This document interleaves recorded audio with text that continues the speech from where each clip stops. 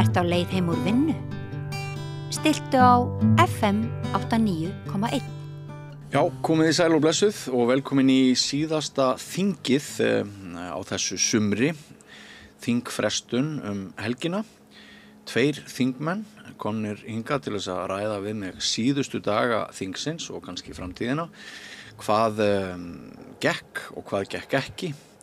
Má líta þannig á sem að Bjarni Ben hafi unnið sigur með því að ekki var blásið til kosninga eftir að Katrín Jakobsdóttir fór af sínum stóli sem forsætisráðherra og lagði upp í leiðangur sem að við vitum hvernig fór eða tapaði Bjarni. Má segja það að viðamikil mál sem að ekki urða veruleika að líta megi á þau sem ósigur. Þetta er svona meðal annars þess sem við ætlum að ræða. Og svo erum við með eitt borgarfulltrúa hér sem kannski verður einhvern tímann þingmaður.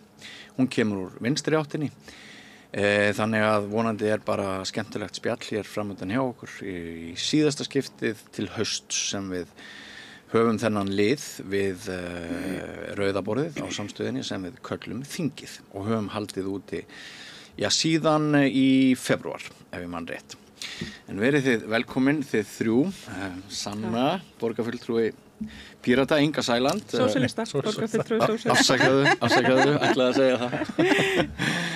Inga Sæland, formaður Flokks fólksins. Já, og Björn Leví. Sósíalista. Það var víksla hérna. Er ekki bara sama hvaðan gott kemur? Jú, ég held það bara. Það verður að vera það. En þið heyrðu kannski inngangnum að ég var svona bara heimspekilega liggur við að velta þið fyrir mér hvort þessi miklu undur sem urðu fyrir nokkrum vikum þegar Bjarni Benediktsson verður forsætisráðherra að þá lagði hann áherslu á 3 mál. Það var orkumál, efnahagsmál og útlendingamál. Út frá mínum sjónarhóli þá má segja að útlendingamálin hafi nú verið kannski aðeins meiri svona propaganda bragur yfir þeim heldur en efnisleg innistæða. Sannarlega hafa orðið breytingar í efnahagsmálum dæmis með því að Íslandsbanka frumvarpið sala Íslandsbanka, hún er komin í gegn, hún er í þessu ferli. Orkumálin náðust ekki í gegn. Lagareldis frumvarpið sem átt að fara í gegn, það náðust ekki í gegn. En það var sitt hvað fleira sem að fór í gegn. Bara svona svo við byrjum á stuttri yfirreið þetta, Björn Leví. Stuttri yfirferð, já. Ef að Íslandsbankamálið hefði ekki farið í gegn þá var náttúrulega ennþá orðinni gömlu heimildinar fyrir ríkisstjórnina til þess að selja bara samt. En núverandi frumvarp og núverandi lög eru í rauninni mjög slæm. Það skrifa ráðherra dálítið út ábyrgðina á þessu ferli. Þannig að við erum í smá svona lausulofti og búumst við því að sjá einhvers svona klúður aftur sem að vera þá enn öðru sig heldur en hinn fyrir klúðurinn. Já. Það er alveg rétt að útlendingamálin eru svona dálítil hundaflauta. Kostnaðaraukningin sem er oft fjallað hversu erfitt þetta sé og svo framvegis er einfallega vegna ákveðina ákvörðuna stjórnvalda. Já. Sem að hefðu geta verið miklu betri og þar af leiðandi ekki eins kostnaðarsöm, ekki slaufað mannúðinni eins og hefur verið gert. Já. Og svo hvort að hann Bjarni hafi unnið að tapa. Það var vissulega ákveðin sigur að svona koma áfram ríkisstjórn og ekki falla á svona fyrstu sverðin einhvern veginn en ég held að þetta sé tap í heildina að þessa ríkisstjórn hafi verið komið á koppinn aftur. Þar að segja ríkisstjórn Bjarna Benediktssonar. Ég held að það verði slæm niðurstaða fyrir þá flokka sem að eru í þeirra ríkisstjórn og ég held að verði slæm niðurstaða fyrir pólitíkina í heild sinni. Þannig að sigur á annan vængin, það er völd í 1,5 ári mesta lagi viðbót eða eitthvað slegis en tap síðan fyrir alla hina. Einmitt. Ég ætla að segja eitt áður en gef þér orðið, Inga, að ein ástæða þess að hér eru engir fulltrúar frá meiri hlutanum í ríkisstjórninni er svo að það virtust bara allir hafa hoppað til útlanda leið og þing var rofið helgina. Þannig að ég náði ekki í neina stjórnarþingmenn til þess að rífast við ykkur það, meðal annars hvort Bjarni hefði unnið eða ekki. Þau hefði ekki þorað að koma hvað sem er. Þau hefði ekki þorað að koma. Þau þykist bara verið útlöndum. Nei, djók. En Inga, metur þú það þannig að Bjarni hafi náð varnarsigri með þeim málum sem voru keyrð í gegnum helgina og svona mismikil sáttum. Veist að ég eiginlega hef enga forsendur til þess að segja af eða á það. Mér finnst hann nú frekar, það sýnir sinna bara í skoðanakönnunum og annars slíkt, hversu erfitt í ári hjá honum sem formanni Sjálfstæðisflokksins. Og jú, að vissu leyti, maður sér að það hefur verið reynt að gera allt til þess að halda þessari stjórn saman. Nú, við vitum það öll sem höfum verið að starfa í þinginu og aldrei upplifað annað eins að það bara loga eldar þarna, stafnan á milli í þessu ríkisstjórnarsamstarfi, þannig að... Og alltaf kvarnast meir og meir úr vinstrinu. Já, alltaf kvarnast meir og meir úr vinstrinu og sjálfstæðismenn eru náttúrulega líka að lagðir á flótta margir hverjir. En maður sér það að það mjög mikla málamiðlanir á báða bóa en það sem að stuðan mig náttúrulega mest, það til dæmis nefnir hann Björn Leví Íslandsbanka söluna sem að heimild var fyrir áður en núna kemur þetta inn í því formi að hinn sérstaka hæfisregla ráðherra, hún felld út úr löggjöfinni. Þannig að það bara vera að firra ráðherra allri ábyrgð. Já, þannig að ef að kemur svona halleluja upp úr sölunni, úr sölunni eins og var í sölu númer 2, þá engu til að dreifa þar. Þá þarf engin ráðherra að skiptum ráðuneyti og veluna sjálfa sig og setja sig í forsætisráðuneyti þó einhver hefði kannski vilja gjarnan gera það. En það sem stuðaði mig rosalega mikið, það hvernig almannatryggingafrumvarpið var keyrt í gegn til þess að reyna að upphefja Vinstri græna. Við í Flokki fólksins vorum sammála mörgum af þessum breytingum en eitt grundvallaratriði sem við erum aldrei sammála og verðum ekki fyrir að komið betri útfærsla á það og það þetta starfsgetumat sem að í orðsins fyllstu merkingu að valda gríðarlegum ugg og kvíða hjá öryrkjum og þetta felst í þessari baráttu í rauninni bjarnaben gegn nýgengi örorku og þá að spara með því að reyna að koma þessu fólki í virkni hvort sem það getur eða ekki og það enginn sem veit hvernig á að meta þetta fólk til virkni, það ekki búið að koma á laggirnar í rauninni neinu hvað það varðar hvað þá að sé til eitt einasta starf fyrir þetta fólk. En þessi löggjöf keyrð í gegn og á að taka síðan gildi 1. september á næsta ári og það skal tekið fram hér að eftir þessa kjarasamninga þegar ríkisstjórnin stígur inn í með sinn kjarapakka sem að var góður og hjó á þann hnút sem að í rauninni var í kjarasamninga umræðunum að þá ákváðu þeir það eins og kemur fram í fjármála áætlun á blaðsíðu 50 og 4 og 65 bara beinlínis að fresta hækkun grunnframfærslu öryrkjans fresta því að setja tæpa 11 milljarða inn í það loforð fresta því til 1. september og beinlínis taka það fram að það eru öryrkjar sem að greiða fyrir að stórum hluta þessa kjarabót fyrir utan náttúrulega 10 milljarðar sem þeir vildu fá í viðbót frá Landsvirkjun í arðgreiðslur. Þannig að þarna þeir búin að ná í þarna við 20 milljarðar króna annars vegar frá öryrkjum og hins vegar með því að taka það út úr Landsvirkjun. Ég hef í rauninni við vorum á gulu þarna eini flokkur en það höfum við stigið fram fyrir skjöldu allan tíman og varið þetta enda við Guðmundur Ingi þeir 2 þingmenn á þingi fyrir utan kannski Steinunni Þóru sem ég finnst nú oft á tíðum ekki hafa vitað á þessu þó svo sé þá í okkar hópi sem öryrki að við þekkjum það eigin raun hvernig að basla inn á þessu kerfi og núna verið að groppast að því að ég setja grunnframfærsluna 1. september á næsta ári upp í 385.000 krónur en það aldrei talað að þá eftir að skattleggja þetta það aldrei verið að tala það eftir situr einstaklingurinn með ríflega 310.000 krónur í þessu brjálaði sem ríkir hér í samfélaginu bæði hvað lítur að leigumarkað og öðru og enginn af þessum einstaklingum bær til þess að fara í greiðslumat og möguleika á því að eignast eigið húsnæði þannig að ég segi þetta frumvarp sem verið að mæra hér núna út allar koppagrundir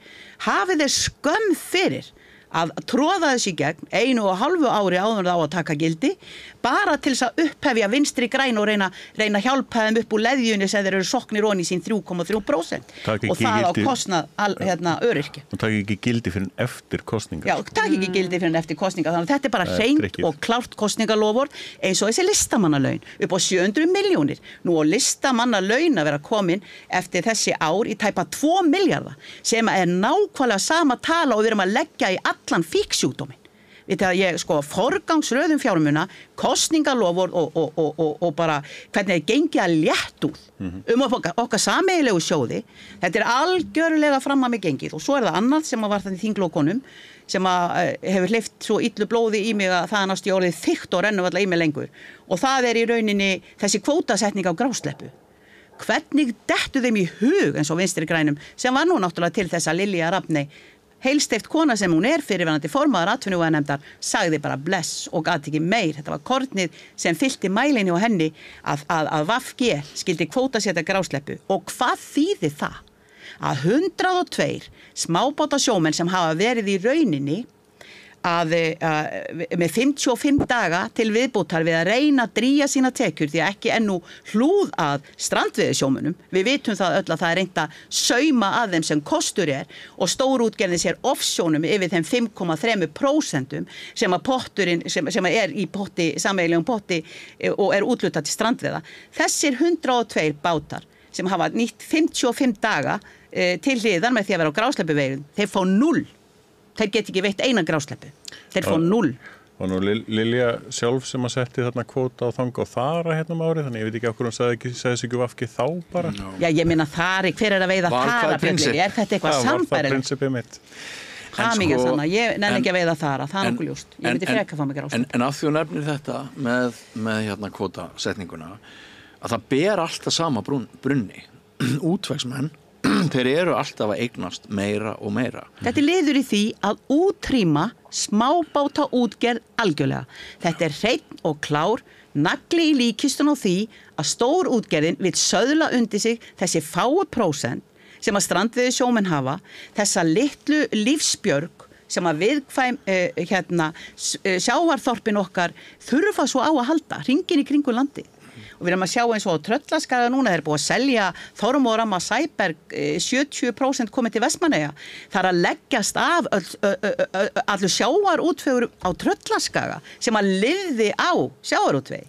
Þetta þessi þróun. Af hverju ganga leiðandi þingmenn í ríkisstjórninni erinda útgerðar mógúlana? Og Samfylkingin og Viðreisn líka. Samfylking, Viðreisn og Miðflokkur. Samfylking, Viðreisn og Miðflokkur. Byrjum á meirihlutanum. Af hverju, við erum með kannanir sem mæla það að Íslendingum svíður þetta sárt. Skoðaðu styrktaraðina hjá þér. Hvaða Íslendingur vill ekki að einyrkjar séu, ég meina maður kaupi frekar kaffibolla á einhverju veitingahúsi í uppsveitum Árnessýslu þar sem ein fjölskylda rekur kaffihúsið heldur en ef það hluta af einhverju risastóri keðju.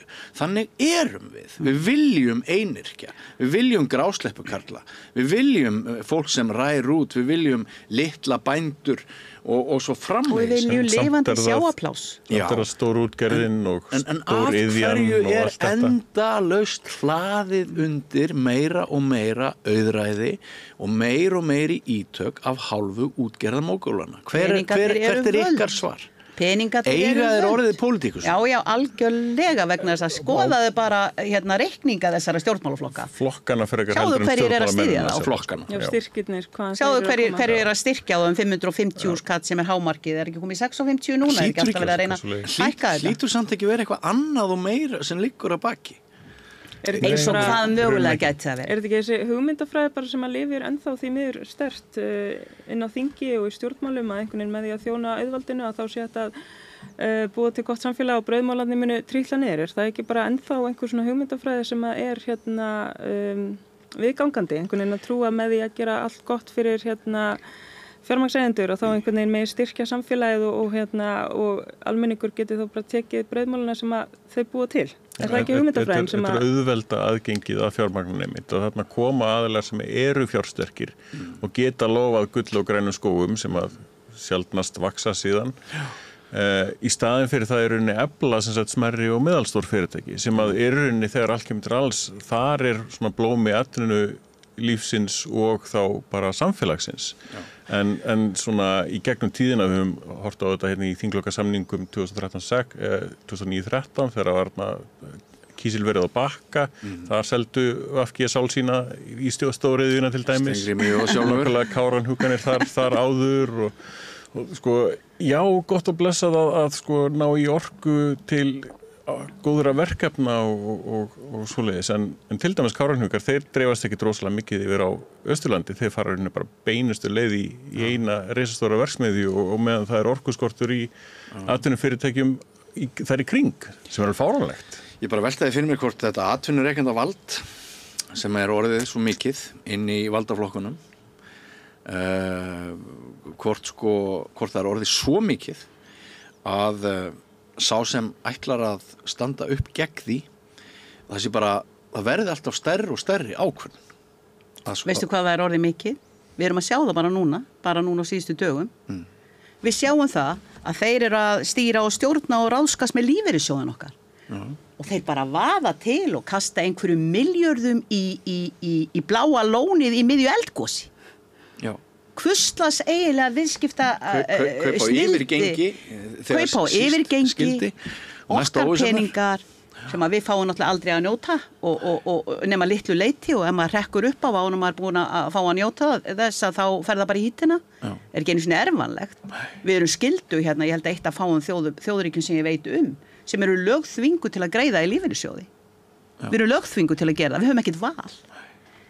Þetta allt öfugsnúið og hérna, við Björn Leví þurfum að fara að tukta þetta til og Sanna kemur þá bara með okkur og hérna, við þurfum að berga þessu og taka á þessum hérna, spiltu græðgis hérna málefni innflytjenda, útlendingalögin og hvort þetta, væri svona PR, en það voru náttúrulega breytingar sem að náða þarna í gegn sem að hérna eru mjög skadalegar, hvað var það einmitt, fjölskyldusameiningu, þar verið að fá það í gegn eftir að lögunum breytt, það hérna verið að stytta dvalarleyfi, það verið að fækka það ekki nefnd sem að fjallar þessi málefni og nógu mikið ráðlagi fyrir, þannig að hvernig verið það fjallaði málin og tryggð þessi svona skilvirkni sem alltaf verið að tala að þurfa að afgreiða hlutina vel og fljótt og örugglega, þannig að það verið að fækka nefnd sem að fjallar þessi mál, þá sér maður ekki beint að það uppfylli þessi markmið maður reyna einhvern veginn að halda betur utanum ef að skilvirknin þannig að þessi eini sem að sinnur þessu það núna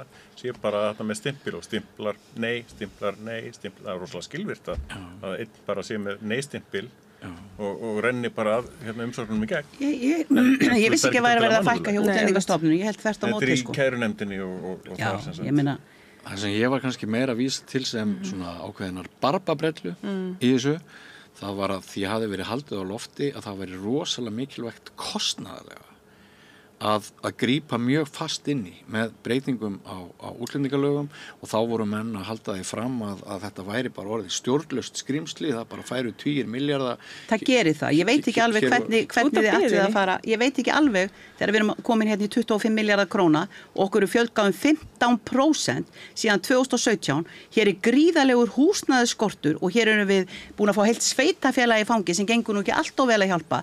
Ég veit ekki hvernig mögulega á að vera hægt að draga úr þessum kostnaði og við skulum líka átt okkur því þegar við erum að tala útlendingamál, við erum að tala kostnað på 25 milljarða króna ári, þá erum við ekki að tala vinnandi fólk í landinu sem að greiða hér skatta og skyldur.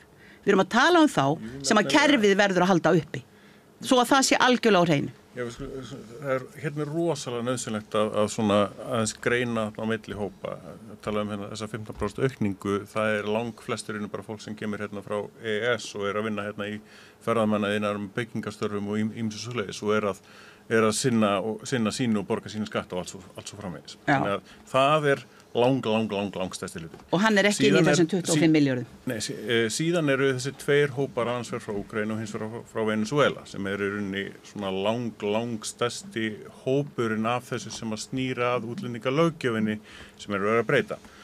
Og við vitum öll af hverju runni kostnaðurinn á bakvið það að taka við fólki frá Úkraínu. Það var bara eitthvað sem við kvittum upp á og við skulum þá ekki vera að horfa í þann kostnað sem fer í það sem við opnum bara dyrnar fyrir fólki sem að koma frá Úkraínu. En það fengur þú atvinnuleyfi strax eða ekki. Þau eru mjög mörg að vinna, Björn Leví. Þau eru að skila í samfélagi. Þau eru ekkert á kerfinu stór hlutalinn. Það svona húsnæðis vandamál þar á bakvið og ýmslega og svoleiðis sem allavega. Þetta kostnaður sem við eigum ekki að horfa í. Við erum okkar bara ekki geta tekið við þessu. Þennan kostnað algjörlega til hliðar. Nákvæmlega hversu mikill sákostnaður við bara fáum einfallega ekki svör við því svona sundurliða, þannig að við getum ekki sagt að það eru 10 milljarðar eða hvað sem það sem við eigum þá ekki að vera að pæla í, því það bara styrkur okkar til árásarstríðs eða gegn Rússum sko í rauninni, það allt kemur til alls. Hópurinn sem kom frá Venezuela, það var sérstök viðbótarvernd sem að stjórnvöld hérna ákveðu að veita ólíkt öðrum þjóðum. Og það var vissilega alþjóðasamfélagi sem eða Sameinuðu þjóðir sem kölluðu eftir því vegna ástandsins í Venezuela að það yrði tekið sérstaklega móti fólki frá Venezuela. Og Íslands stjórnvöld voru nokkurn veginn bara þau einu í heiminum sem að gerðu það. Þannig að það var sérstök ákvörðun stjórnvalda að þá var Þórdís Reykfjörður það ekki? Guðlaugur Þór var þá. Guðlaugur Þór þá, já. Ákvörðun stjórnvalda að taka móti fólki sem var að flýja sósíalismann. Svona orðað þannig. Þennan sem er alveg. Það hefur væntanlega teiknað inn í þessu. Það kostaði ekki mikið. Því að þessi hópur frá Venezuela kom bara inn á vinnumarkaðin þá og var með hærri atvinnu þáttöku heldur en Íslendingar almennt. Þannig að hafa það algjörlega á hreinu. Það sem að verður síðan kostnaðarsamt og sérstaklega kostnaðarsamt þegar að stjórnvöld ákveða að segja ástandið í Venezuela breyttist og þá allt í einu hafnaðu öllum sem að koma þá frá Venezuela-staðinn og allir sem eru komnir með dvalarleyfi, það verður að stytta dvalarleyfistímann í rauninni þannig að þau missa vinnuna. Leið og þau fá höfnun frá Útlendingastofnun, þá missaðu vinnuna og fara á framfæri ríkisins sem er gríðarlega kostnaðarsamt. Þau hefðu geta haft það þannig að þau halda vinnunni þangað til þau fá neitun frá kærunefndinni. Það myndi spara rosalega pening. Þannig að þetta var sérstök ákvörðun stjórnvalda að auka kostnaðinn svona, að taka fólkurinn inn á kerfi sem þau þurftu ekki að gera. Þannig að þetta er tilbúin kostnaður. Þetta þurfti ekki þessar lagabreytingar til þess að ná þessu fram. Þannig að þetta er gjörsamlega óstjórnlaust apparat þarna í bæði Útlendingastofnun og ríkisstjórninni hvað þetta var. Þau tóku slæmar ákvarðanir sem kostuðu óhemju mikið algjörlega án þess að þau þurftu að gera þetta. Það er nú ekki fyrsta skipti sem þið sína fjármunalega snilli sína í þessari ríkistjórn. En líka bara hver er kostnaðurinn við ómannúðlega stefnu eins og til dæmis að vera að fljúga út með mansalsþolendur og færa þær í fangaklefa og þú veist, allt þetta er kostnaður sem að er einmitt bara að vera að búa til út af einhverju kerfi sem er alls ekki að virka. Þannig það er líka kostnaðurinn sem að þú veist, þetta er ekki út af því að fólk með erlendan bakgrunn er að koma til Íslands. Þetta er náttúrulega líka kostnaðurinn við bara þessa stefnu ríkisstjórnarinnar og þessi tala einhvern veginn hefur alltaf verið að hækka, sko. Þú veist, núna talað 25 milljarða, þetta var 20, þú veist, og við fáum aldrei að heyra beint nákvæmlega. Byrjaði í 18 ef mann rétt. Fáum aldrei sunduliðin í fjárlaganefnd, þetta er nefnilega merkilega við og þetta er beitt kostnaður, þetta er ekki óbeitt kostnaður með inn í þessu. Síðasti kostnaður sem ég sá þar var sko kostnaður við öryggisgæsluna eiginlega herri heldur en húsnæði. Merkilegt nokk. Þetta er stórkostlega skrítið sko, en mér finnst bara jákvætt ef við næðum utanum málaflokkin, þannig að bæði þessi viðkvæmu hópur sem er að sækja okkur heim og í rauninni búið í mörgum tilvikum hreinlega að gabba hingað sko, það minnir helst á mansal sko, þar sem að fólki er lofa gull og grænum skóum og síðan hneft bara í einhvern þrældóm hérna og láti borga fullt af peningu fyrir að koma í ævintýralandi og hér átt að vera gott að vera og annað slíkt. Að fólk kemur hér undir þeim formerkjum að hér sé gott að búa og auðvitað hafa flesti sagt það sem að hingað hafa komið að þeir vilji vera hérna á þeim forsendum og það sé vel hugsað fólkið eins og kostur er. En það breytir ekki þeirri staðreind að það var ómikill fjöldi, við vorum með lægri þröskuld inn til okkar heldur en löndin í kring sem í rauninni hafi verið að reyna að stemma stigu við flæði hælisleitenda til sín og það er nákvæmlega það sem við erum að reyna að gera og ég er algjörlega, þessi löggjöf er ekki góð sko að öllu leyti en hún er þá minnst skrefi þá átt að reyna koma einhverju skikki á málaflokkin þannig að fólk viti hvort það er alltaf miklu fjöldi? Komið að fara. Hvað er það mikið? Hvað er það með 15% aukning? Nei, það er fólk sem er að koma frá EES. 15% fjölgun síðan 2017 í landinu, í pínulitlu hagkerfi. Það er ekki fólki sem er að koma en við munum aldrei vera sammála þetta, Björn Leifur, alveg sama hversu lengi við munum vera þursa hér. Þess að spyrja, hver er fjöldin sem við erum að hafa ágjörð? Við vorum til dæmis í hittifyrra með yfir 5.000 umsóknir. Það hefur dregið saman. Það er Úkraína og Venezuela. Þetta er kostnaður samt sem áður. Hvað er þessi kostnaður? Kostnaðurinn var ekki í Venezuela. Aftur segir, heldur að líki bara í því að Úkraínumenn hafi fengið höfnun og verið látnir hægt að vinna og á meðan voru bíða eftir því að fá alveg brottvísun. Heldur það? Fyrir það ég veit ekki til þess að við sem að brottvísa. Erum við að hjálpa fólki sem er að koma frá Úkraínu eða ekki? Já, við erum að því. Ég veit ekki betur. Einmitt, nokkulega. Erum við sátt við það? Ég veit ekki betur. Einmitt, þannig að við skulum ekki telja þann fjölda. Nú þarf þú sem alltaf að tala um það. Nei, ég er ekki að tala um það. Þú sagðir að væri aðalfjöld? Það er aðalfjöldin. Ég er að segja að það er fjöldin sem við eigum ekki að taka rauninni telja með. Í þennan fjölda hælisleitna sem er alltaf verið að segja sér rosalega mikil. Hann er minni út af því að við eigum ekki að telja fólk frá Úkraínu með. Hann er raun og verið minni líka því við ættum ekki verið að telja fólk frá Venesúela með af því að það var sérstök ákvörðun stjórnvalda, alveg nákvæmlega sem Úkraínu, að taka á móti þeim. Þannig að afgangurinn sem er rauninni að fara í gegnum útlendingalögin, hann er bara, það er í nokkrum hundruðum. Umsóknum að fækka. Herðu, en hvað það? Já. Þá langar mér nú að tala um eitthvað annað heldur en þetta því þetta er einn málaflokkur sem að við bæði vinstri og hægri höndin við erum aldrei sammála og við getum verið að þusa þetta hér í allan dag. Þetta er ekki þúsundir, þetta eru tugir til 100. Það er áhugavert af því að við hófum nú þessa umræðu á því að ræða Bjarna Benediktsson að það er áhugavert að þetta er eitt af þeim 3 málum sem að hann sagði að skipti mestu máli að eru þau afgreidd núna á þessu þingi og eitt af þessum 3 málum sem að varðaði mestu að færi í gegn og þess vegna með því réttlætti hann að meðal annars ekki væri blásið til kosninga þannig að hann vissi það vel eins og þessir 45.000 og 145.000 aðrir sem ekki nefndu að skrifa undir mótmælaskjalið en voru sömu skoðunar og þessir 45.000 að Bjarni veit alveg hver lítið umboð hann hefur til þess að vera forsætisráðherra þessara þjóðar en af því að þetta var eitt af þeim 3 sem hann nefndi þá svona langaði mig til þess að við myndum ræða það aðeins hér og segjum þá bara þeirri umræðu lokið en sko það er eins og með orkuna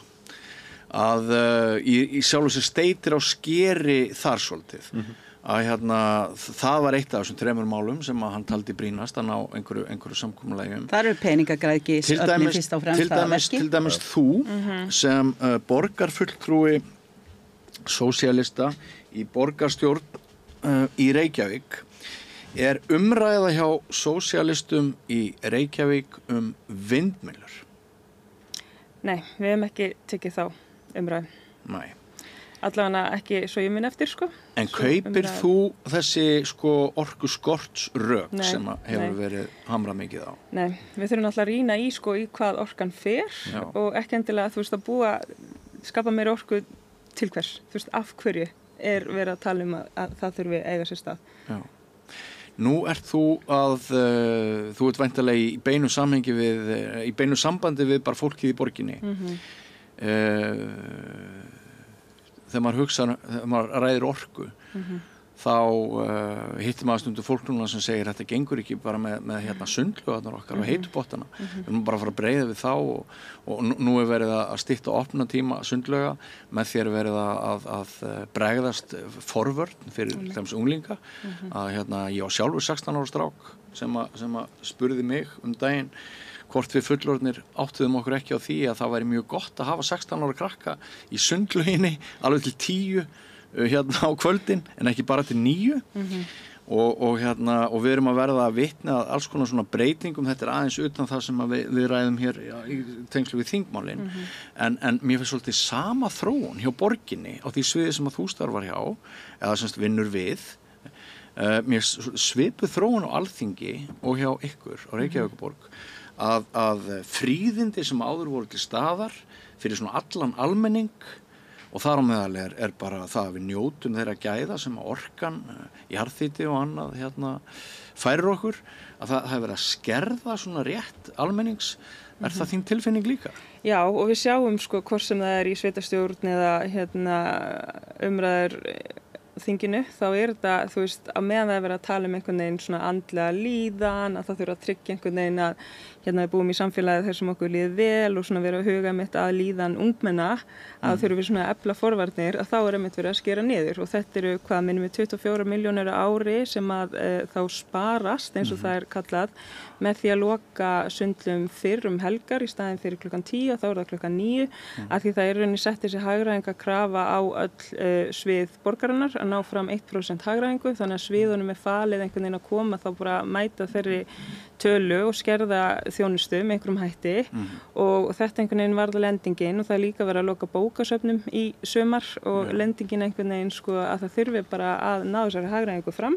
Það sé ekki að sleppa því, einhvers staðar þurfi að skera niður og þá þetta einhvern veginn lendingin þrátt fyrir það að alls konar svona félög og samtök að benda á að þetta muni bara kosta okkur meira til lengri tíma litið að þá þetta með mjög sérstakt, við erum að fá kynningar á líðan ungmenna þar sem kemur fram að þeim bara líður ekki vel og svo einhvern veginn erum við með allar þessar svona félagslega stofnanir sem við getum nýtt til þess að tryggja að ungmenni hafi einhvern svona greiðastað til þess að fara á, geti til dæmis verið án símans í sundi en þá einhvern veginn verið að skera niður þar og það aldrei verið að skoða sko kostnaðinn það allt látið bitna bara svona á almenningi, hann á að greiða fyrir hann er bara látið greiða. Já, til dæmis fyrir orlofsuppgjöri hjá Degi B. Eggersinni fráfarandi borgarstjóra upp og tapa 10 milljónir króna, þannig að já, hagræðing hann upp á 24, einhver stað verður að sækja peningana til borgarbúa til þess að greiða þessa ofur rausnalegu orlofsuppgjörs summu en hvað lítur á orkunni almennt og skorti þá rekin svona eins og hefur verið rekin hérna í borginni all mörg ár lóða skortastefna þó að sé allt hérna fullt af lóðum sem að hægt væri að rækta og koma hérna upp í Búðabyggð. Ég var í atvinnuveganefnd og heimsótti nú til dæmis Landsnet og fekk að sjá ýmislegt sem að maður ágætis útsýni og þar kemur meðal annars í ljós að þá fyrir 4 árum síðan þá var talið að væri 30% af framleiddri orku sem að kæmist ekki á markaðinn vegna þess að það vantar dreifikerfi er það laska bæði vestur á Vestfirði og Suðurnesin.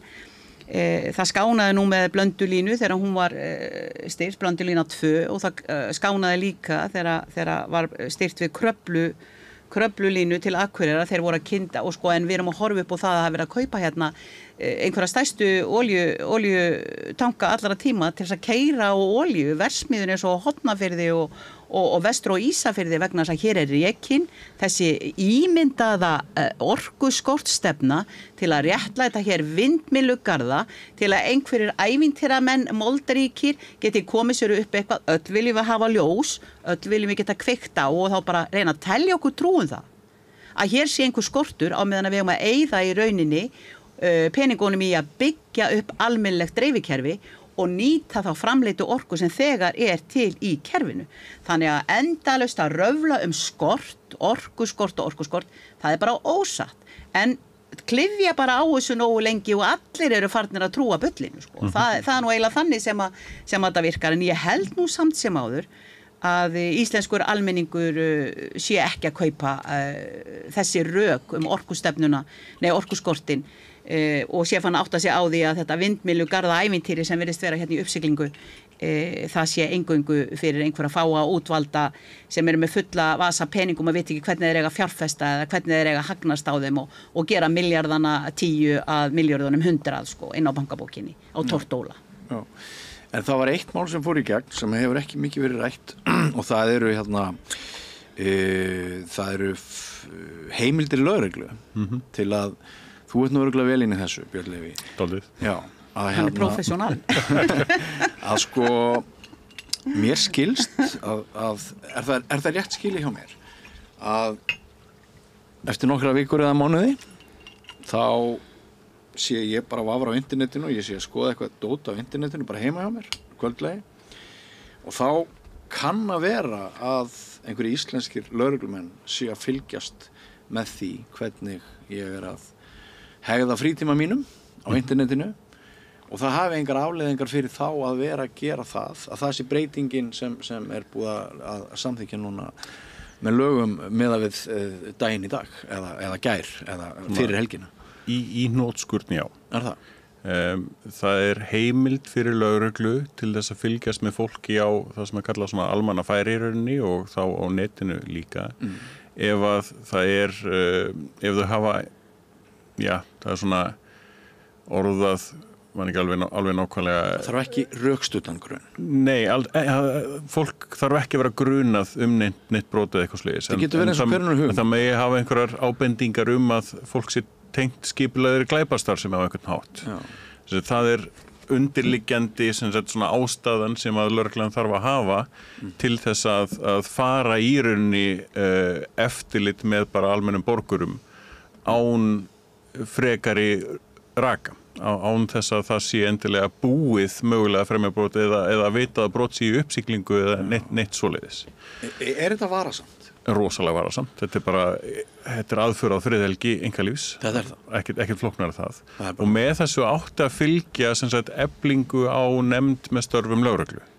Átti að fjölga í nefndinni og vera skilgreint þannig að það veri fullt starf og ýmislegt svoleiðis. En þau ákvæði voru einfaldlega felld brott með tillögu meirihluta við afgreiðslu málsins. Þannig að það komið þarna inn heimildinar til eftirlits. Og ég held að sko orðalagið eins og það var gagnvart í rauninni netumferð. Ég held að fólk og meirihlutin hafi ekki áttað sig á því hversu gríðarlega víðtækt það væri. Því að þegar það kannski verið að reyna að fylgjast með einhverju vefsíðu sem að kannski einhver sem að nota skipulagði glæpastarfsemi fer á. Það eru fullt af öðrum sem faraðanga og það eru fullt af öðrum gögnum sem fylgja því eftirliti. Þannig að mér finnst mikil tilhneiging núna, bara á síðustu mánuðum, meðal annars bara á þessu þingi, til þess að svona lögregluvæða samfélagið, til þess að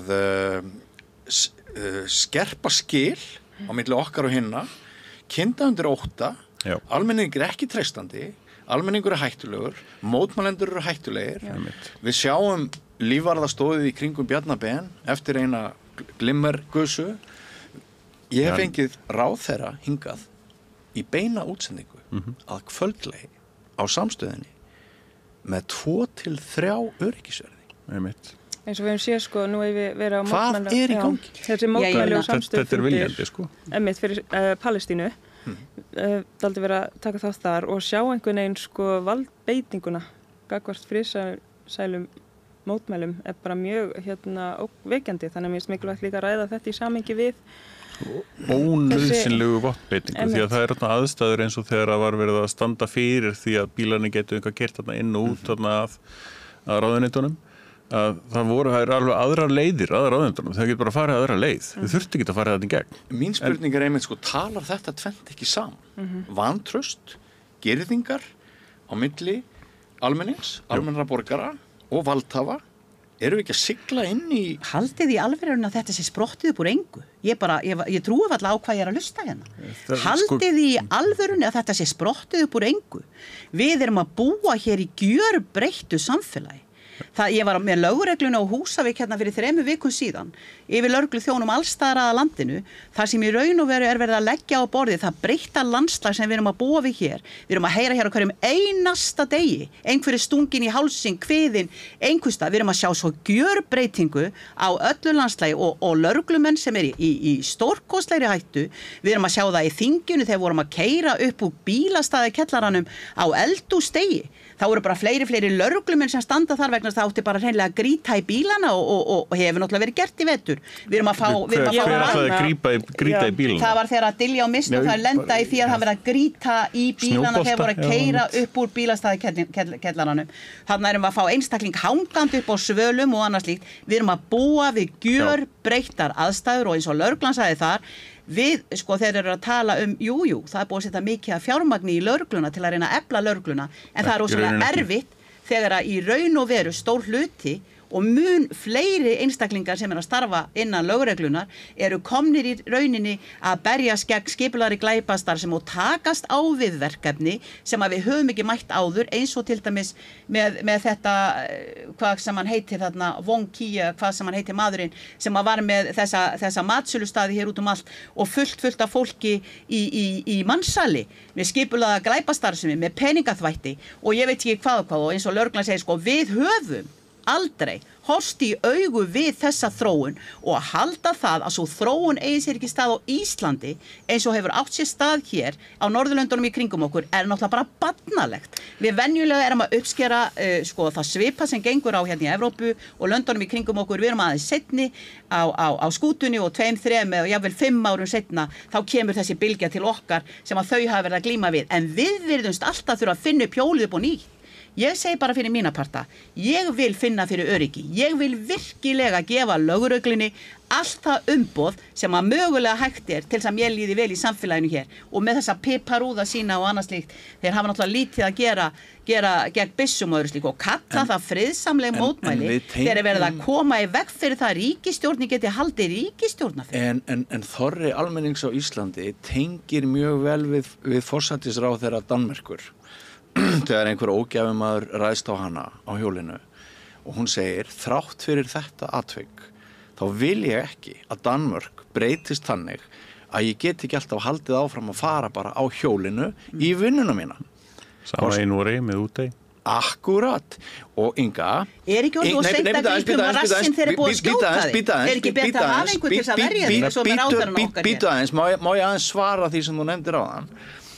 Ef við ætlum að fara að kasta frá okkur íslenska frelsinu því öryggi sem að hefur fylgt því að vera Íslendingur og því bara og þeim verðmætum sem felast í því að treysta fólki. Ef við ætlum, við erum þegar búin að því. Við erum þegar búin að því að gjörbreyta þessu samfélagi. Það liggur alfarið á borðinu.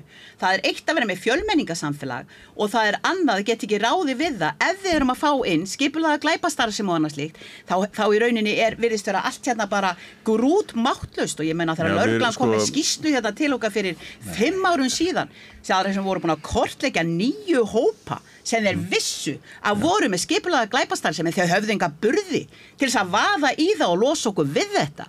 Það er þetta sem að gerast, það sé undir heimaþróun sem að lögreglan virðist ekki hafa nokkur einasta burði. Við vorum að tala um ráðherra og lífverði. Það er nöðsynlegt að hafa þetta alveg skýrt. Lögreglan er ekki að fara að berjast við skipulagða glæpastarfsemi með piparúðum. Nei. Ekki heldur með rafbyssum. Rafbyssunar og piparúðanir eru ekki gegn skipulagðri glæpastarfsemi. Nei. Þær eru gegn almennum borgurum sem eru í misgóðu eða slæmu ástandi. Þær eru ekki gegn valdafólki sem fer misgáfulega með lög. Þær eru runni vörn fyrir valdafólk þegar allt kemur til alls. Þannig verið að vopnvæða lögregluna upp á runni eigin öryggistilfinningu. Valdhafa öryggistilfinningu, ekki öryggistilfinningu almenns fólks. Það sem þarf að gera til þess að efla öryggistilfinningu almennra borgara er að lög virki líka á æðstu embættismenn að lögreglan sé nægilega vel mönnuð til þess að sinna þessum verkefnum. Til þess vegna lögðum við fram breytingartillögu í fjármálaáætlun að auka einmitt rannsóknar getu lögreglunar, bara mönnun þar, almenna löggæslu, mönnun þar, til þess að geta sinnt einmitt bara þessum almenna verkefnum sem þau eru ekki geta sinnt núna út af því að þær eru svo fáar. Út af því að þau eru þessum risa verkefnum sem að skipulagðri glæpastarfsemi. Já, en við erum ekki að vopnvæða lögregluna eins og gegn skipulagðri glæpastarfsemi. Við erum ekki að fara að gera það verkum að lögreglan fari einhvern byssuleik við skipulagðri glæpastarfsemi. Þannig virkar heldur ekki skipulagðri glæpastarfsemi. Við eflum það með því að efla rannsóknargetu lögreglunar, með því að efla mönnunina þar til þess að þau geti farið í þau mál. Þau eru ekki að fara að brjóta upp hurðir eins og í einhverjum bandarískum lögguþáttum með skambissur og haglabissur og handtaka einhverja skipulega glæpastarfsemi hópa. Það virkar ekki þannig. Þannig að við erum á rosalega rangri leið með það hvernig við erum að tækla þessi vandamál. Þetta eru vandamál. Það er enginn að afneita því. Hvernig við leysum þau hins vegar er hægt að gera með svona valdslegri framkomu sem á einhvern veginn að búa til öryggistilfinningu en ekki býr ekki til öryggistilfinningu fyrir neitt nema þau sem hafa völdin. Og býr ekki til stærri gjá á milli almennings og ráðamanna að vera einhvern veginn með þessa vopnvæðingu, að vera með þessa fjarlæg og einhvern veginn segja, þú veist, með girðingum bara við lítum á hóp sem er eitthvað samankomin að kalla og hrópa og berjast fyrir réttlæti fyrir ákveðinn hóp. Að það sé einhvern veginn hættulegt. Þú veist, það er óþægilegt þegar þú heyrir fólk kalla kannski í marga klukkutíma og það getur trufla vinnufrið en það er engin ófólkin í því. Þú sem stofnaðir stjórnmálaflokk við eldhúsborðið heima hjá þér með því að skrifa eina Facebook-færslu, Inga, þú kannski ættir manna best að vita hvað viðbragð almennings til þess að gera eitthvað við ástandi sem að við sættum okkur ekki við. Já, ég veit það. Hvað veldur mikið á því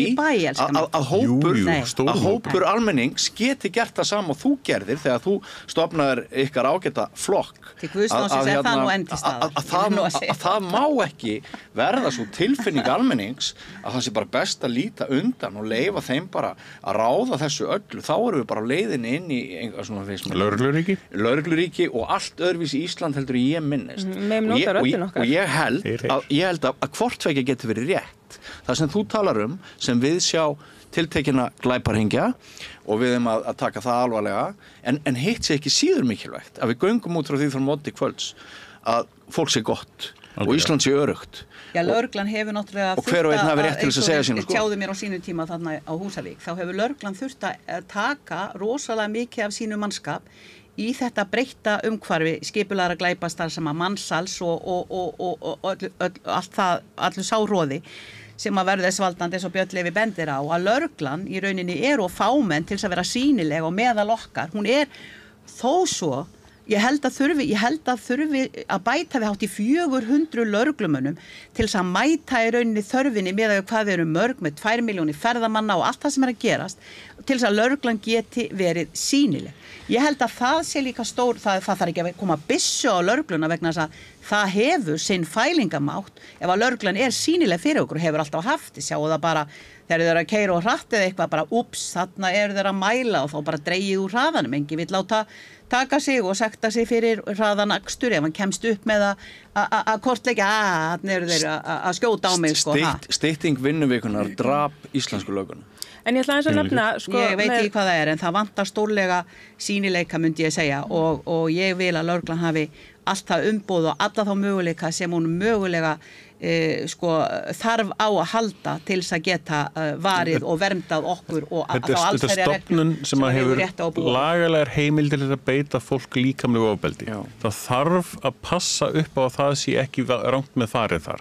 Það þannig í gegnum tíðina þá hafa komið upp mjög alvarleg tilfelli þar sem að þessari lagalegu heimild til þess að beita líkamlegu ofbeldi hefur verið misfarið með hana. En Inga, ert þú sátt við að sjá lífverði? Ertu sátt við það að Bjarni Benediktsson sem lífverði inn á Alþingi sem bara heilagt í öðrum Norðurlandaríkjum og enginn getur verið þannig? Ef að honum líði þannig, þá vildi ég frekar að hann væri á lífi heldur en að hann Hann drefst ekkert inn á þingi. Það ekki svar við spurningunni. Jú, ég meina við vorum með mann sem hékk hérna upp þannig á svölunum og við erum með fólk sem fer upp á svalir og við vitum ekkert hvað að gerast þar. En það þingið sem að keyra íslenska þjóðvegi þóttir taki eitt og eitt mannslíf og þóttir séu eins og þeir eru og ég segi bara að þú byrgir ekki brunnin þegar þú dóttir en þingið hefur stjórn á öryggi innan þingsins. Lögreglan á ekki að koma þar nálægt. Nei. Það býr til lögregluríki ef að lögreglan alltaf farin að vera inn á þingi og eitthvað skipta sér af málum þar. Nei, það er utan þings, já. Þá eru þau bara fyrir utan þingið og passa það. Enginn fara inn. Ekki enginn fara inn, ég meina enginn sem að væri kannski vafa samur. Það er bara inn á þingi. Leita á fólki áður maður fyrir inn, þar maður ekki, þú mátt ekki fara með tösku upp eða hvernig virkar þetta? Ekkert rosalega mikið samt. Nei, það er ekki leita á neinum. Það er bara alveg ótrúlegasta fólk sem vappar hann inn. En ég vildi aðeins nefna með sýnileikan. Þú sýnileika lögreglunar og einmitt svo ég tala aftur mótmæli og samstöðufundi. Núna helgina það var samstöðufundur fyrir Jassan, 11 ára strák með föllin sem á Vísulandi frá Palestínu og lögreglan þetta mjög sýnileg þarna við kirkjuna og þetta hópur sem að stendur þarna saman á Austurvelli og það besta ráðstöfun á starfsmönnum lögreglunar að það sé sendir hópur til þess að þá greinilega fylgjast með grátandi mótmælendum sem eru að reyna að gera eitthvað til þess að þessi drengur geti fengið að vera hér áfram á Íslandi. Þú veist, það einhvern veginn besta ráðstöfunin að lögreglumenn sé einhvern veginn staðsettir fyrir framann bara hóp sem samankomin til þess að standa með fjölskyldinni. Af því ég sé ekki af hverju, þú veist, lögreglan, hún hlýtur að hafa verið send út af þessum mótmælum. Og mögulega önnur lykilspurning í þessu. Væru allir þessi lögreglumennana ef allir sem væri mótmæla hefðu íslensku sem fyrsta tungumál? Einmitt. Ég man ekki betur heldur en það hefði verið svolítið búsáhaldabyltingunni. Ég man ekki betur, Ég man ekki betur heldur en að lögreglan, hvort sem að við vorum í Eyjum eða Galtalæk eða hvar eina annar staða sem heldur að lögreglan vildi vera sýnileg og öllum útihátíðum og annars líkt til þess að reyna að grípa inn í ef eitthvað færi úrskeiðis. Ég veit ekki alveg hvaða sýn þið hafið á því og kallið það bara lögregluríki ef á að reyna í rauninni að standa einhvers staðar til þess að bregðast við eitthvað fyrir úrskeiðis. Ég átta mig ekki alveg á því, sko. Hvað enginn að segja það? Og ég bara þakka fyrir lögregluna og ég þakka fyrir hún sýnileg, hvar sem hvenær sem þar sem að fólk hópast saman, þó það sé í friðsæmum tilgangi, þá getur einn einstaklingur í þeim hópi orðið þess valdandi allt í einu verður það ekki þannig lengur og það aðeins orðið og seint að grípa rassinn þegar við erum búin að fá allt í buxurnar. Þannig að ég segi nú bara, ég átta mig ekki á samræðunni. Ef ég að segja ykkur alveg svo ég átta mig ekki á samtalinu að blanda þessu við íslenska ríkisborgar eða hvort þetta vera öðruvísi ef þetta vera erlendubergi brotið. Við höfum haft lögreglu alla tíð og við höfum haft hana til að verja öryggi á útisamkomum og öðru slíku þar sem fjöldi fólks hefur komið saman og ég vil bara gjarnan halda því áfram og mér alveg sama að hvaða þjóðerni fólk þegar það koma margir saman. Ég vil að lögreglan sé sýnileg. Til þess hún að fá kaup. Til þess hún ráðin. Það ekki það sem við erum að tala sko.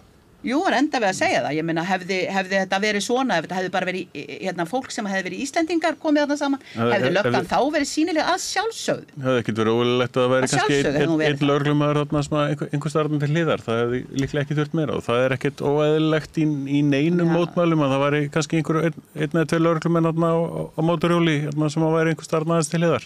Ég held við getum allavega öll verið sammála það þótt við höfum ólíkar skoðanir á því sem að gerast og okkur finnst það misskuggalegt þá held ég getum öll verið sammála það að glimmergusan þótt glimmerið væri bleikt eða rautt að það hefur verið notað sem réttlæting á alls konar svona íþyngjandi úrræðum sem að hafa verið sem hefur verið komið á stað til þess að verja valdafólk og verja það og halda því frá almenningi. Og bílana þeirra, verja dauða hluti eins og ráðherra bíla. Og ég held að sé gott Inga, þóttu sért ósammála einhverjum hér við borðið, þá held ég sé gott að við ræðum þetta, vegna þess að ég held að þetta sé ekki eitthvað sem við eigum bara... Það allt í lagi að ræða málin og glimmergusan sem þú kallar, ef þetta hefði nú verið sýra til dæmis.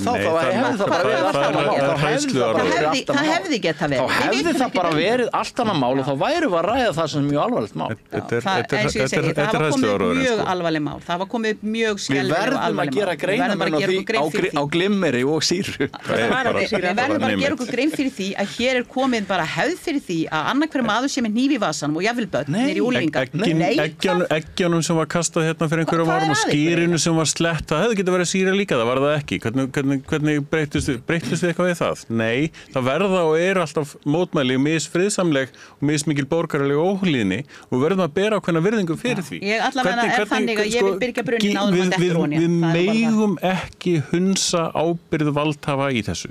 Það ákveðin framkoma valdhafa, ákveðið skeytingarleysi gagnvart gagnrýni sem að við erum að upplifa og það gerir fólk eðlilega óþolinmóðara og þau verða að átta sig á því að með því að hunsa gagnrýni meira og staðfastar og meira að þá mun fólk verða óþolinmóðara og það hefur þau áhrif að fólk talar hærra í mótmælum. Það skvettir meira glimmeri, það meira skýri. En stigsmunurinn úr því að fara yfir því eins og sýruð eitthvað sliðis ekki á borðinu. Nei. Förum aðeins að framtíðinu núna. Þið eruð komin í þing, hvað segir maður? Eru þið í sumafrí eða eru þið í þingfrestunarfrí? Það er fundarhlé. Það er ekki nefndarfundir og þingfundir en við erum náttúrulega bara að vinna í okkar málum og undirbúa næstu þingmál sem eru auðvitað hluta af ykkar vinnu. En þið komið aftur saman í hvað, september? 10. september. 10. september. Og þá hefur sumarið sennilega liðið, við gefum okkur það á þess að þessi ríkisstjórn hafi sprungið en við nefndum á þann að það kvarnast alltaf meira og meira út úr henni. Vinstri græni voru að missa einn af stofnendum hreyfingarinnar sem var held ég þingmaður í 12 ár og var að þingmaður núna búin að vera í VG í 25 alveg frá stofnun, einn af stofnfélögum. Og menn eins og Ólafur Harðarsson þeir hafa sagt að vinstri grænir þyrftu kannski eina vonin fyrir þá til þess að lifa lengur væri þeir myndi finna eitthvað prinsipmál til þess að sprengja. Finnst ykkur það líklegt? að næsta haust þegar þið farið aftur í þingsal og við gefum okkur að stjórnin að lafa fram að því finnst ykkur þá líklegt að það verði heilt ár í viðbót eða haldið að Vinstri græni muni sprengja næsta haust? Nei, sko, það verður flókið að búa til fjárlagafrumvarp þessa árs, næsta árs í rauninni. Núna með Framsóknarflokkinn í fjármálaráðuneytinu, það verður mjög áhugavert að sjá hvers konar bitlingar fara fram og tilbaka. Já, þú heldur að verði bitlingar góðæri. Kjörtumapotið, hvort það verður í fjárlagafrumvarpinu sjálfu eða afgreiðslu fjárlaganefndar, það eins og var síðast. Svo þessi landsfundur Vinstri grænna í október, þar sem þá að kjósa formann, nýjan formann eða sama formann sem búin að vera gegna núna eða hvað það verður.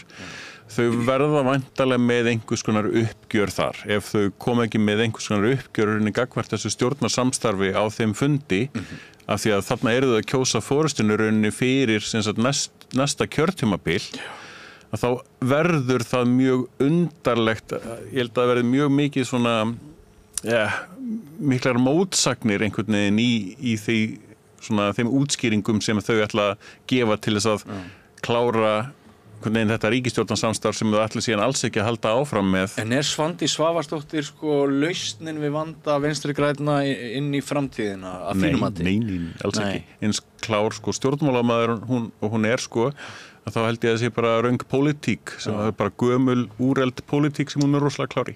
Já, ok. Hvert þitt mat á þessu Inga? Þú lítur að fylgja svona spennt með örlögum Vinstri grænna eða eitthvað? Ég veit nú ekki hversu spennt ég sjáðu til en það er mjög athyglivert auðvitað að hvernig í rauninni kjarnin hreinlega að yfirgefa heimahagana sko. Þannig að það eru ræturnar þeirra sem eru að molna niður og þeir þurfa að reyna að sækja í þær aftur og eins og ég segi, ég veit náttúrulega hvað kemur, ég tekur undir með Birni Leví, það verður ákveðu uppgjör á þessu landsþingi þeirra í október, þau flýttu því náttúrulega út af þeirri krísu sem ríkir þar innan búðar. Mánuð. Þannig að Já, það var ekki meira.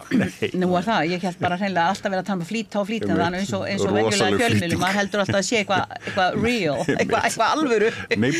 En ég held sko, það tvennt sem kemur til greina, annars vegar að það verði þá uppgjör þarna í haust, það sem ég sagt, heyrðu, við verðum að gefa okkur tíma, við verðum að gefa okkur 1 ár til þess að reyna að ná í ræturnar og byggja eitthvað upp og allt það og sína það með nýr formaður segir, við höfum ekki verið á réttri leið, við áttum aldrei að fara í þetta langa samstarf með Sjálfstæðisflokknum, þetta er að verða allt og stór biti að kyngja fyrir okkur til þess að bara hreinlega geta lifað af, annarkvæmt verður á svoleiðis eða þau hanga á þessu, þanga til í rauninni að valdatíðinni líkur. Ég býst við að verði klippt á það þá í næsta vor, ég er ekki viss að þau ætla að fara alla leið án þess að hafa gert sko upp við Sjálfstæðisflokkinn að einhverju leiti en þetta er búið að vera mjög athyglisvert. Hvernig ætlaðu að ná í ræturnar sínar og nýja rætur í samstarfi við Sjálfstæðisflokkinn?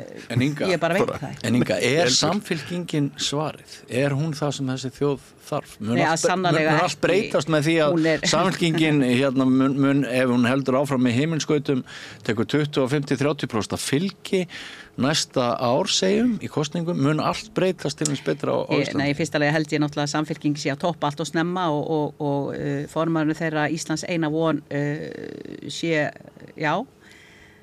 ekki alveg eins frábær lausn eins og kjósendur jafnvel halda. Samfylkingin er einn partur af þessum fjórflokk sem hefur náttúrulega setið við völd oft áður. Eða ekkert oft áður, hún er ekki það eldgömul en allavega hana, hún var bæði fyrir hrunstjórn og eftir hrunstjórn, það er samfylkingin sem að reisir hér skjaldborgina peningaöflin og setur milljarða í SPKF og sjóa almannatryggingar á meðan að fólk var borið út úr húsum sínum og boðið ofan af því í þúsundavís. Sko, ég trúi því ekki að gullfiska minni þjóðurinn að sé það öflugt. Að þau haldi það að einn einstaklingur geti í rauninni gjörbreytt öllu því áliti sem kjósendur hafa á samfylkingunni almennt sem að var það að þau voru að berjast fyrir lífi sínu 2016.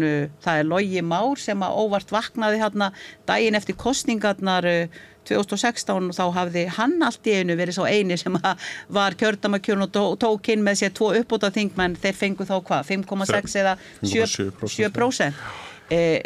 sko þeir voru þá við það að þurrkast út, þjóðin og kjósendur voru að mótmæla því hvernig þau hefðu komið fram við samfélagið, það náttúrulega lá á borðinu í eftirhrunstjórninni og voru að mótmæla því.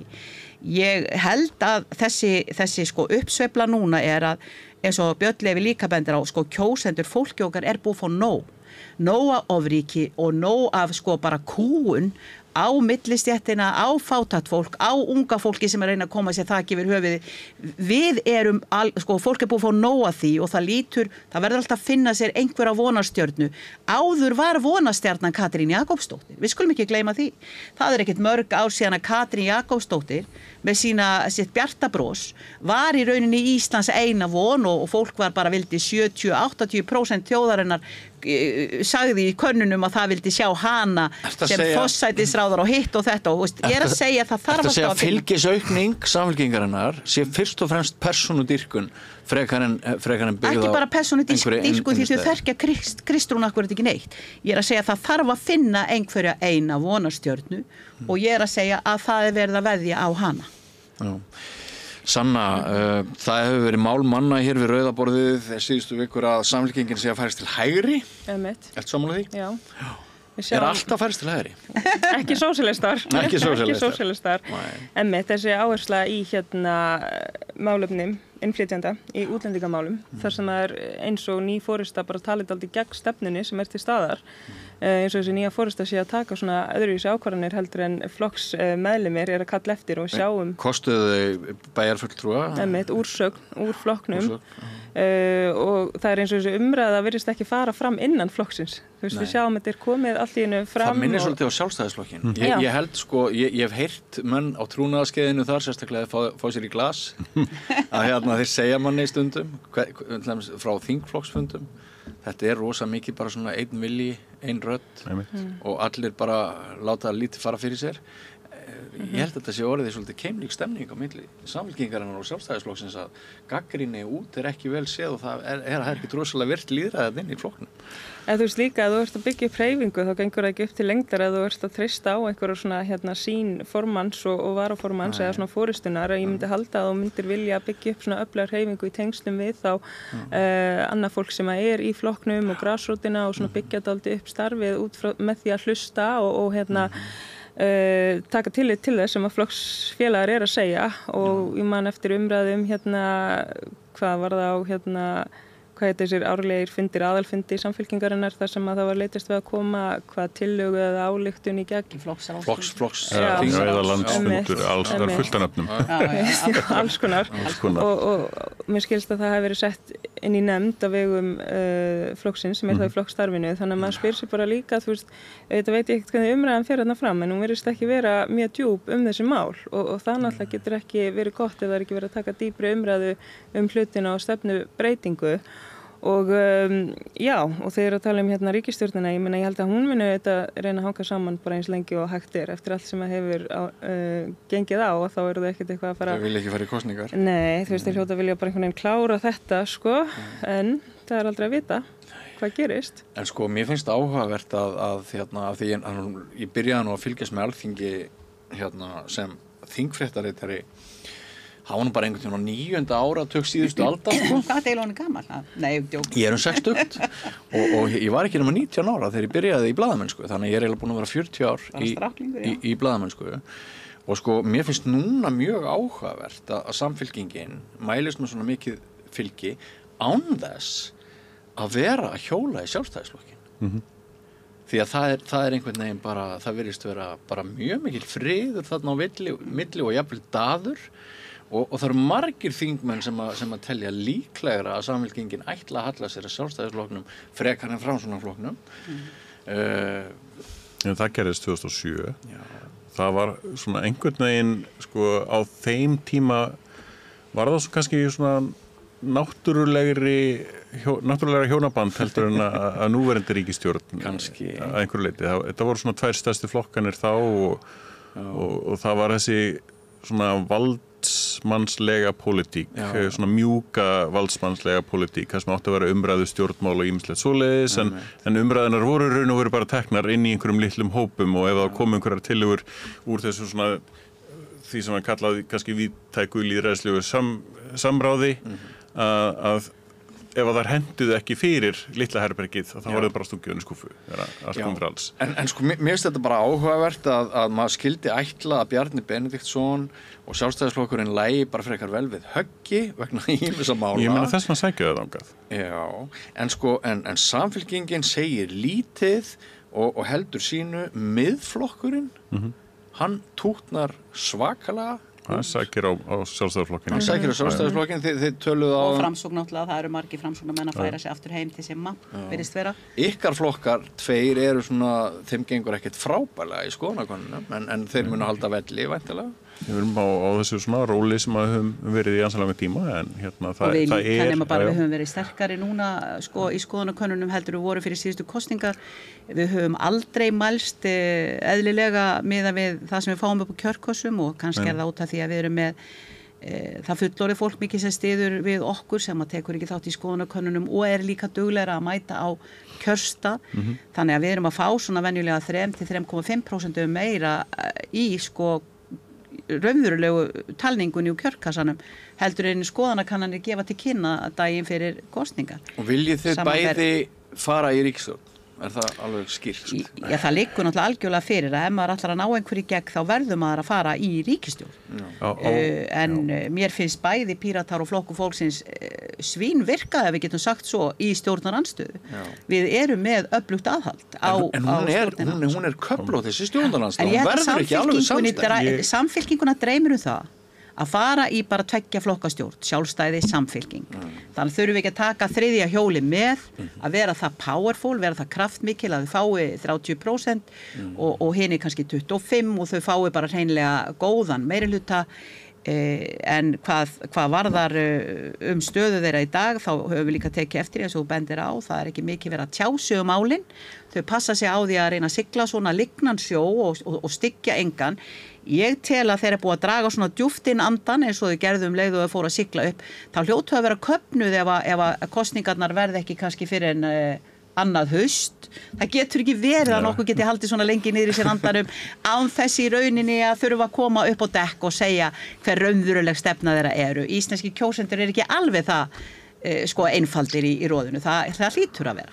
Ég þetta er pínu hæna og eggvandamál hjá okkur. Eins og í rauninni að þá er ekki hægt að gera neina breytingar nema í ríkisstjórn. Þannig að því leyti til að þá teljum við alveg nauðsynlegt að fara í ríkisstjórn. Á Alþingi ræður öllu eða engu, eftir því hvort þú ert í minnihluta. Nákvæmlega. En á sama tíma þá viljum við beita valdinu öðruvísi. Við erum í kjarna okkar valddreifingar flokkur. Hvernig það gengur að fá aðra flokka í lið með okkur í því að breyta þessu, að því að þetta er ákveðið bara... Katrín mat ykkur óstjórntæk 2017. Já, ég met hana bara stjórntæka á móti með hvernig fór. Sagan sem slík sýnir nákvæmlega það að mínu mati, hvernig þessi óstjórnirinn hefur verið hérna á undanfarnum árum. Þau segja að þetta sé svona eiga stjórnadóti. En ég segi nei, þetta er nákvæmlega dæmi það hvernig er farið illa með vald. Já, en líkt og blaðamönnum er svona hægt og rólega falin hérna flóknar og flóknari verkefni. Er kannski eins með þingmenn og nýja flokka á Alþingi að það getur verið gott fyrir þá fyrst að vera í minnihlutanum og þær þurfi 1 eða 2 kjörtímabil til þess að verða góðir stjórnar meirihluta flokkar. En maður aðeins bara hvað er að vera góður, þú veist bara auðvitað þarf maður að setja sig inn í málinu og er kannski að koma nýrinn og allt þetta og svona vill aldrei geta gagnrýnt aðeins utanfrá og sumir flokkar kannski fara ekki beint í ríkisstjórn og gera málameilanir sem að kannski bara ganga frá flokknum. En þetta hugtak mér finnst það svo athyglisvert að vera stjórntækur, hver setur það fram á hvaða forsendum, því það bara að þú kunnir að einhvern veginn þegja og ég vil bara ekki vera með þér. Mér finnst það bara athyglisvert og stjórntækur, hvernig það er sett fram og í hvað samhengi. Það er oft notað saman líka, það er ekki breið sátt stjórnarskrárbreytingar, það er að því að breiða sáttin inni felur ekki Sjálfstæðisflokkinn, þá er það þetta er svona mótsögn oft í sjálfu sér. Og þetta sjónarhorn mjög ofarlega. Já, og þetta er það sem kallast svona í fræðunum að ramma inn umræðina. Að ég ætla að setja þessar forsendur fyrir því að hvernig á að tala sko, hvernig ríkisstjórn og vald virkar og svo framvegis. Og allt sem utan þess bara ekki til umræðu. Nei. En við erum að reyna að vekja athygli á því að það sé hægt að gera hlutina á allt öðru sé hátt. Alveg sko, yfir í miklu sko beinna lýðræði meðal annars. Já, hvað mikill munur strax ef við værum með minnihlutastjórnir eins og í Danmörku. Til dæmis. Það sem við þurfum að labba á milli, það sem ekki alveg á borðinu, alveg sama hvað ríkisstjórnin kemur með, við erum alltaf í minnihluta. Við töpum alltaf þeim leik á meðan þetta svona, þetta formið eins og það er. Það þingræði. Já. En eins og þá ráðherraræði. Algjört. Og ég vil ekki ganga inn í þannig ríkisstjórn það sem ráðherraræði. Þannig á þeim forsendum vil ég ekki fara inn í ríkisstjórn. Eru ráðherrarnir strengjabrúður atvinnureikenda? Já. Og fjármagnseigendur? Já. Ekki allir. Flestir, já. Já, margir. Þetta eru hagsmunaaðilar. Við skulum átta okkur á því að það eru fullt af hagsmunahópum út allt sem eru að sko tana fram sínum hagsmunum með mishárri röddu og þegar allt kemur til alls að þá eru það þingmenn sem eiga einfallega að greiða atkvæði samkvæmt sinni sannfæringu. Það eina hæfnikrafa þingmanna. Já. Ekki að vera sérfræðingar og stjórnmálamenn eða þú veist ekki vera lögfræðingar eða hagfræðingar eða tölunafræðingar eða neinir fræðingar í neinu nema bara í eigin sannfæringu. Já. Og við erum alltaf lélegirinn í því að komast að því hver raunveruleg sannfæring frambjóðenda. En þetta fyrirgeðu það í gríp fram fyrir þér. En Bjarkey og það sem hún sagði Jón Gunnarsson. Nákvæmlega. Af því ég studdi þig. Akkur stuður þú mig ekki? Þetta er vandinn í hnotskurn. Þetta eru gömlu lélugu stjórnmálin sem við þurfum að losna við. Þetta, langflestir þingmenn á þingi eru þarna af góðum... Sumir sögðu, ég skil alveg hugsa. En sko langflestir þingmenn eru þarna af góðum hug, vilja vel. Það? Já, algjörlega. Ég skal bara kvitta undir það gagvart langflestir. Hver man ekki? Svona 50, alveg upp í, alveg nálgast 60. Já, en það eru nokkrir sem ráða. Og það þeirra sannfæring sem ræður þegar allt kemur til alls. Já. Og bara svona til gamans að tala óstjórntækur af því að sannar velta þessu fyrir sér sko, þegar verið að segja ef Katrín segir, þú veist, þau eru óstjórntæk eða flokkur fólks eru óstjórntæk og það út af því að þeir sem kalla aðra óstjórntæka þar að þeir óttast að viðkomandi ef hann fer í stjórn og þá mun hann rugga bátnum. Nei, þá mun hann fylgja eigin sannfæringu. Já, og þá mun hann rugga bátnum, einræðistaktika bátnum og mundi ekki vera til friðis. Þannig að það væri bara alveg hræðilegt að fá svona hugsjónafólk í ríkisstjórn sem í raun og veru selur ekki sál sína fyrir einna einasta sól. Ég var spurður í síðustu kosningabaráttu að það yrði svo rosalega erfitt að vinna með okkur Pírötum af því að við höfum svo mikil prinsip. Og svona fyrir ekki snúa stjórnmál ekki prinsip. Er það ekki sannfæring fólks sem að þau leggja á borðið fyrir kjósendur og segja ég vil banna sem sagt hvalveiðar af því að þær eru bara brot á lögum dýravelferð sem eru góð lög.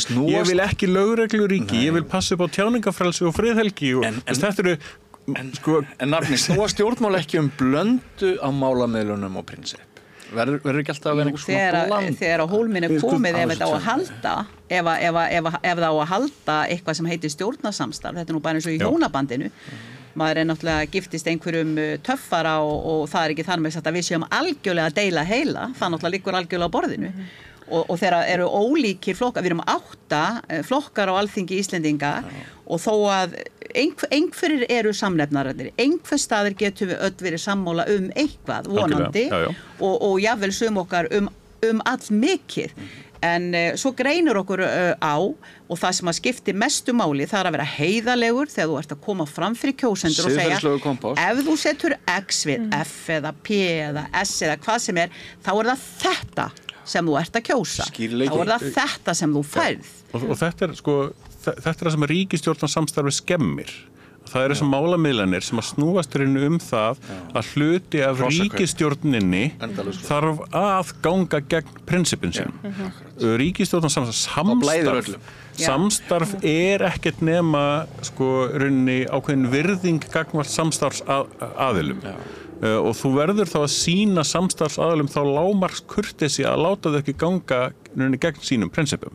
Þess vegna hlýtur að ganga best ef að eru líkir flokkar sem að í rauninni veljast saman þó þessu ekki sammála allt og þurfi ekki að vera í rauninni að semja alla skapaða hluti. Ég með það geta alveg verið ólíkir en þá nærður rauninni bara færri sameiginlegri sannfæringu að. Eins og þessi hjónabandsamlíking, þú veist, að gera svona málameilanir og komast að sameiginlegri niðurstöðu og tala sér niður á niðurstöðu en þú ferð ekkert og breytir allan persónuleika en þegar þú veist, giftist einhverjum og bara nú ég ný manneskja því það það sem að makinn vill, þú veist, það gengur ekki. Nei, það algjörlega ómögulegt að kenna þessum gömlu hundum að þegar maður er búin að búa með þeim álu saman algjör löngu. Ég fekk á mig gagnrýni fyrir að kalla þetta svona ákveðið heimilisofbeldi.